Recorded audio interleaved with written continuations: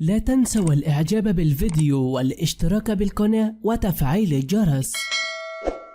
وفاة أسطورة ريال مدريد عن عمر ينهز 64 عاما. من هو؟ أعلن نادي ريال مدريد الأسباني اليوم الاثنين وفاة أسطورته خوسيه مانويل وتورينا عن عمر ينهز 64 عاما. وقال النادي في بيان عبر موقع إلكتروني يناعي نادي ريال مدريد ورئيسه ومجلس إدارته ببالغ الحزن والأسى وفاة خوسيه مانويل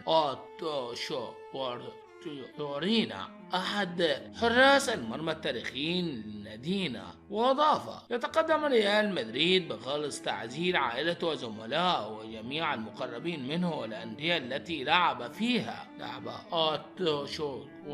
تورينا مع ريال مدريد ل6 مواسم من عام 1982 حتى عام 1988. فاز خلالها بكأس الاتحاد الأوروبي 2، الدوري الإسباني 3، وكأس الليجا 1. إلى جانب ريال مدريد لعب أيضا مع فالنسيا، تورينون، يوفا، لاجورونو، نيس، وارا ينغا، جيرا. وفاز مع فالنسيا بجائزة سامورا في موسم 1989 لعام 1990. ولعب مع المنتخب الأسباني في مونديال إيطاليا 1990.